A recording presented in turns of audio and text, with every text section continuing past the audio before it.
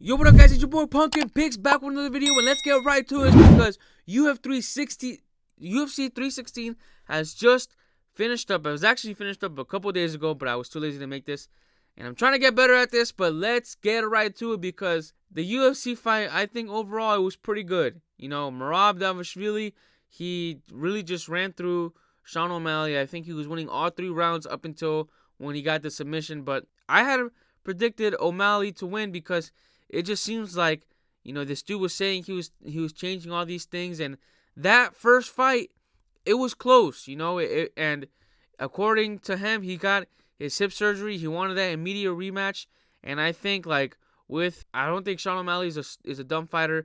I thought he was seeing and catching everything that worked, you know, and near that 5th round, it seemed like, and near the 5th round in the first fight, it seemed like if there was any fighter that was close to finishing, it was Sean O'Malley because he had hurt Merab with that teep kick, and O'Malley's teep kicks are literally, I think, the best in the whole UFC. But Merab, he really just ran through O'Malley. I thought he, at one point, he was really starting to pick up the pace and starting to become more reckless in the striking, and he was even outstriking O'Malley. And I thought, okay, this is the beginning of the end for Merab because I really thought Sean O'Malley was going to just snipe him like he typically does. Like we saw that he did with Aljamain Sterling. But, you know, he keeps his hands up high. He makes calculated risk, it seems like. And he you know, it seemed like O'Malley was picking up confidence with not getting taken down because Merab was finding it hard sometimes to get those takedowns.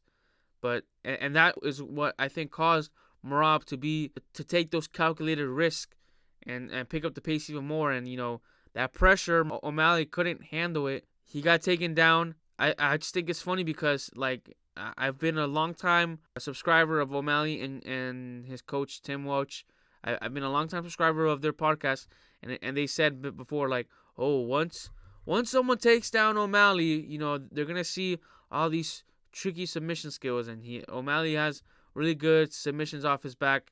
He doesn't. You know, it's just a different level when you're fighting these type of fighters like Merab, especially one that I can assume has a very good top game, and he fights people he constantly spars with people like Patchy and Aljamain Sterling, who are very, very good high level jiu-jitsu artists. So I'm sure he's well versed in these type of fighters. But O'Malley has the long ranginess of him, which I think is really the only thing that would cause Merab big problems. But yeah, I mean, in my opinion, I had it as a Ezekiel choke. Really, that's how he got O'Malley. And yeah, I mean, there's not much to say. This fight was literally easier than the first fight. O'Malley, he didn't make the necessary changes. It's hard.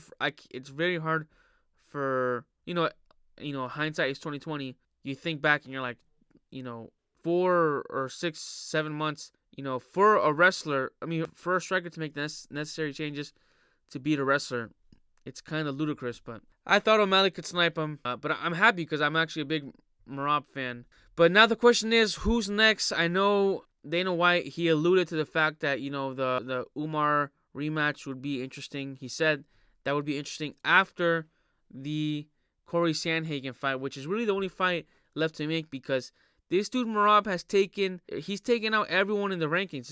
It's either Merab and then you have to go down, I think, all the way to Mario Bautista. And we're going to get to Mario Bautista later on. But yeah, Merab is I think, second in GOAT. I still don't think he has beat Dominic Cruz, but I think, one more fight, and he basically takes that crown as the bantamweight GOAT. Sean O'Malley, who does he fight next? I mean, I would love an Umar fight for O'Malley, but I just think that's taking out 2 stars, and that's not something that the UFC typically does. They're gonna want to fight for him to fight, I think, Peter Yan again. They're gonna give him that rematch. I mean, because you look at that division, and it just seems like a weird division now. Because at one point, you know, you look at that roster, and you're just like, dude, like, how many ex-champs are in this division? And now you see that division, and it's like, you know, a lot of them are starting to become the twilight of their career. They're starting to hit the twilight of their career, and on top of that, a lot of them aren't the fighters that we expected them to be.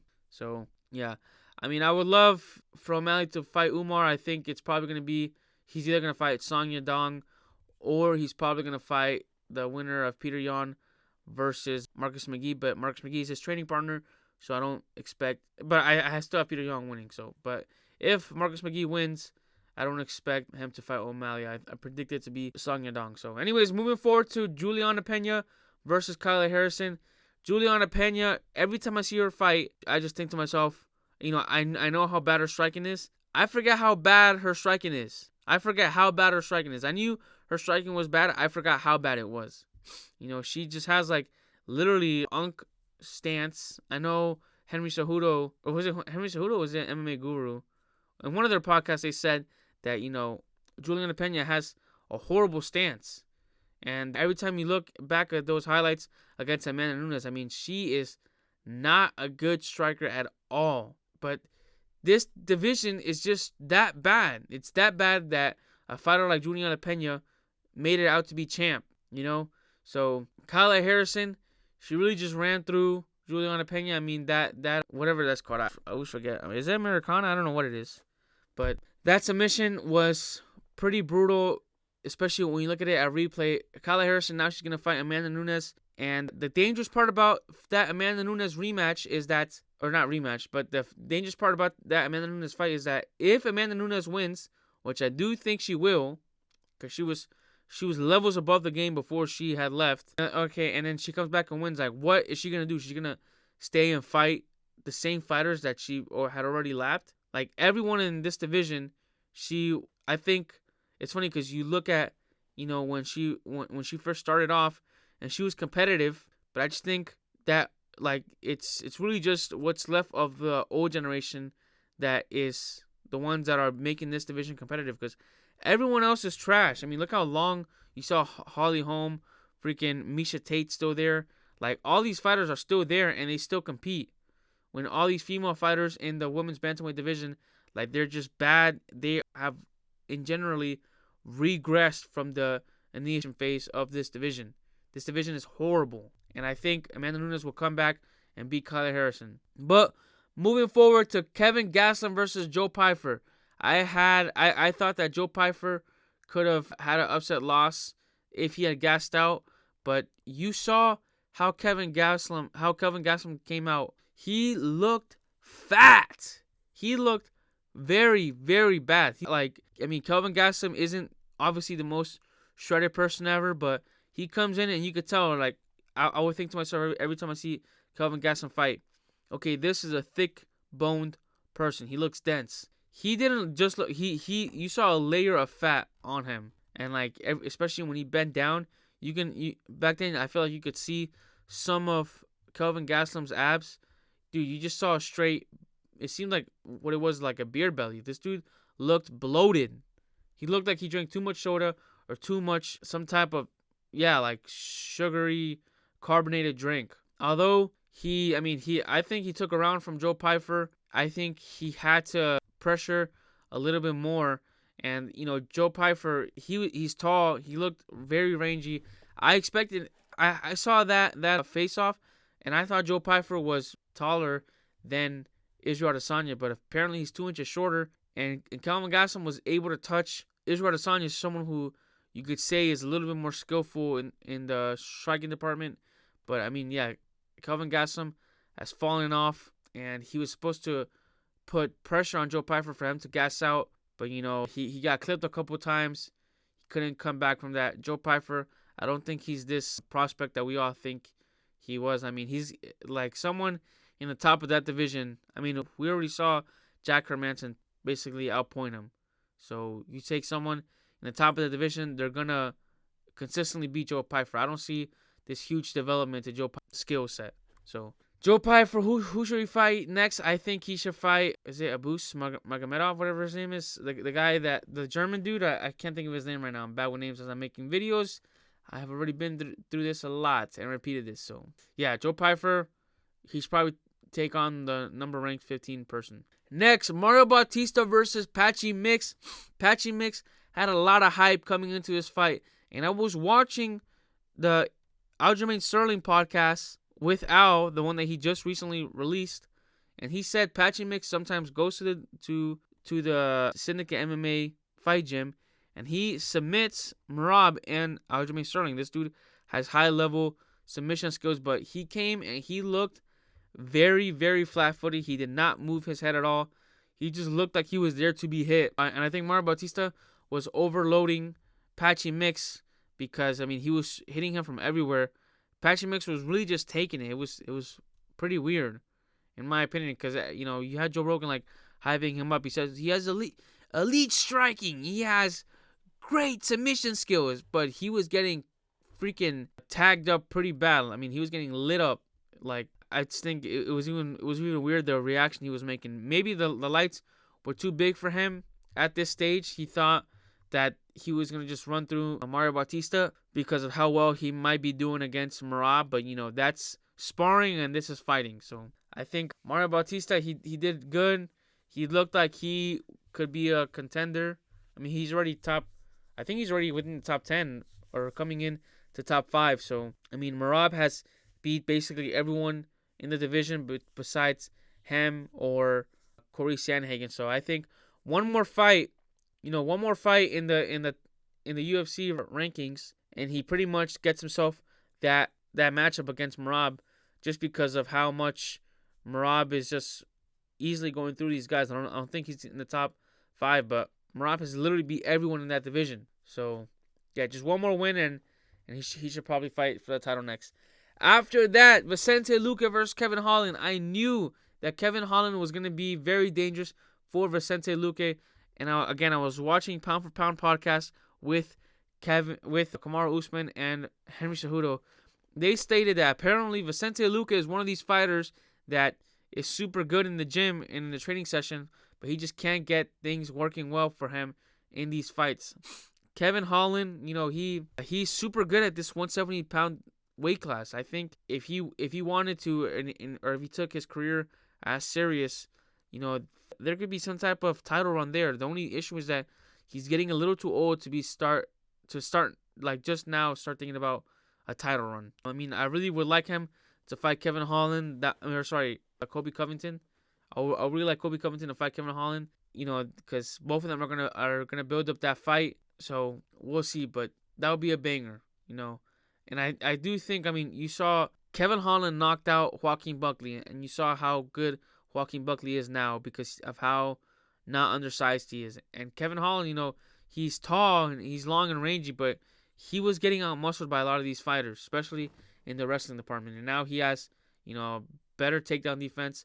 His jiu-jitsu game is still coming up. I mean, he's already a black belt, but, you know, he was getting handled pretty easily by some of these bigger fighters. Marvin Vettori, and I can't think of something Brunson, but yeah. Anyways, let's move on. Bruno Silva versus Joshua Van. Joshua Van, like I said, he is a guaranteed champion in my opinion. This dude is amazing. He has amazing striking, and he has amazing takedown defense. And even if he does get taken down, he's able to get right back up. Yeah, I think, and on top of that, how active this dude is, like, he can only get better. And then after this win, he called out, who the hell did he call out? The Mexican fighter, Brendan Moreno. He called out Brendan Moreno for maybe the UFC Noche fight that they're going to have in Houston, Texas, or Austin, Texas, wherever it's at, or San Antonio. Something like that. San Antonio, Texas. Is that even a freaking city? I don't even know. San Antonio, Texas. That's where the UFC Noche is going to be. And, I mean, yeah, I want to see it. I don't know if he was even ranked. I'm assuming he was. But, I mean, this dude, his skills are calling everyone's attention. And I think it's visible now that he is a UFC champion. I honestly do have him winning every fighter that he fights, besides Maria Pantoja. I mean, that's still, I would say, a couple years away. Obviously, you don't want to throw him in there too early. But, you know, with his activity, he could easily be fighting for the UFC belt in the early next year. Because I do see him even getting 1 or 2 more fights this year. I mean, we're in June. I think he's already fought like maybe 3 times. This dude literally, it seems like he fights every freaking month. So, but after that, I didn't really see this fight. I went to get wings. Sergey Spivak versus Waldo Cortez. I thought this fight could have been a toss-up. I had Sergey Spivak winning at the end of the 3rd round. But Waldo Acosta did good. Waldo Acosta did good. He just needs to fix his cardio, and I think he could be a serious contender. And then Chaos Williams, yeah, he couldn't really get going because Andreas Gustafsson was really just putting so much pressure on him. Like they could not get off the clinch position. Chaos Williams, he couldn't fight him off, and he couldn't get the space to land the proper punch. Gustafsson, like we're gonna see how far he makes it in this division because I mean he can put that Merab pace. You saw that. Ariana De Silva versus Wang Kong. I thought Wang Kong could have taken this fight out because of how much damage she was doing to Ariana De Silva's leg, but somehow Ariana De Silva made it to the end of the round. I mean she's tough, but there's not much more to say about that. Wang Chong just looked levels above her. Jeka Saria versus Ju Sang Yu. I mean, Ju Sang Yu, this dude landed arguably one of the cleanest backstepped left hooks that I've ever seen. Like, there's some fighters that come to the UFC and they have McGregor-esque striking, and that's, in my opinion, one of the highest compliments that you can give someone, saying that they have McGregor-esque striking, because this, if you guys remember, McGregor striking was a different level.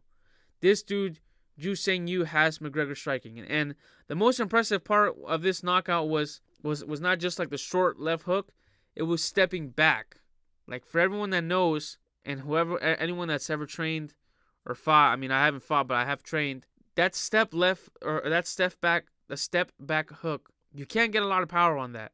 You have to plant your feet. So for him to step back and knock him out like that, either Jeka Sarig has a horrible chin, or this dude Ju Sang Yu, he has a different level of power. It has to be one of those two, because I mean, it was a short left hook stepping back.